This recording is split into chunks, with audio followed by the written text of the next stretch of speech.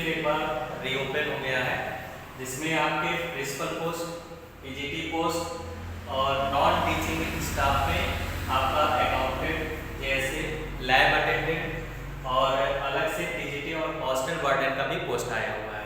इसमें आप देखेंगे कि प्रिंसिपल के जो फीस कट रहे हैं वो 2000 रुपये और पीजीटी के जो फीस है वो 1500 रुपये कट रहा है और नॉन टीचिंग स्टाफ के जो है 1020 रुपये कट रहा है, ये दिखा रहा है। लेकिन जब आप फीस कटाएंगे तो 1020 या 30 रुपये कटेगा और इसमें 20 या 30 रुपये एक्स्ट्रा चार्ज उसमें कट जाएगा। नॉन टीचिंग स्टाफ की वैकेंसी है जिसमें अकाउंटेंट का, जेएससी यानी जूनियर असिस्टेंट का है और लैब अटेंडेंट का है।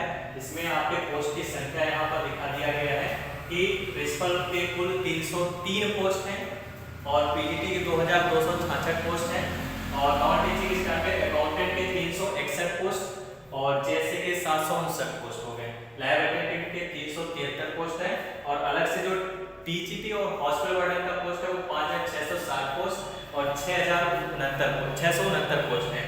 संख्या कभी है क्योंकि ये वैकेंसी जो है अभी तक कभी आई नहीं, जब भी होती थी कि संविदा पे निकाली जाती थी वैकेंसी। अब जो है गवर्नमेंट इसको परमानेंट कर दिया है, सेंट्रल गवर्नमेंट की वैकेंसी है और लगभग हर राज्य में इसके विद्यालय बनने चालू हुए हैं। लगभग 800 के विद्यालय बनाने का प्रस्ताव रखा गया है जिसमें से 400 तैयार हो गए हैं। अब इनके पेपर की बात करते हैं तो पेपर में देखिए इन सब का सिलेबस सेम है।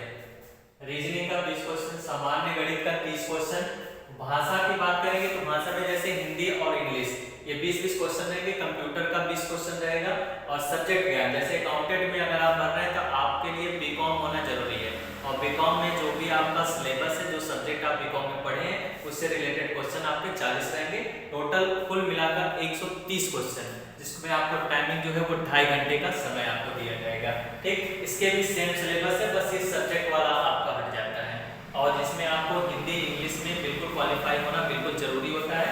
और इसी तरह से पीजीटी के एग्जाम में भी आपका इसमें आपका एक्सपीरियंस मांगेगा 1 साल का और पीजीटी में आपको बीएड के साथ साथ मास्टर डिग्री होना चाहिए, जिसमें आपका हिंदी और इंग्लिश में क्वालिफाई नंबर 20 नंबर का रहेगा और सब्जेक्ट से आपके कुल मिला के 80 क्वेश्चन रहेंगे।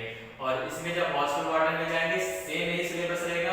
टीजीटी में आपका जो है बीएड के साथ सीटेट क्वालिफाई होना चाहिए, तब आप पीजीटी के लिए अप्लाई कर सकते हैं। इसका एग्जाम जो होगा केवल सिंगल पेपर है और सिंगल पेपर एग्जाम में आपका एग्जाम अभी तक प्रस्ताव ये है कि ओएमआर शीट वाला यानी ऑफलाइन किया जाएगा। इसके सेंटर जो है केवल हर राज्य के राजधानी में ही बनाया जाएगा। जैसे मान लीजिए यूपी में अगर आपका सेंटर बनाता है तो यूपी में सेंटर जब बनाएगा तो लखनऊ में बनाएगा, दिल्ली बना देगा, बिहार का पटना बना देगा, चंडीगढ़, यानी केवल राजधानियों में सेंटर बनाया जाएगा। और इसका एग्जाम हो सकता है कि दिसंबर में करा दिया जाए। इससे पहले भी ये जुलाई अगस्त में फॉर्म इसका फिल हुआ था तो फिर इसको दोबारा रीओपन कर दिया गया है। अगर कोई बच्चा अगर छूट गया है तो इस फॉर्म को फिर से अप्लाई कर देगा। ठीक, धन्यवाद।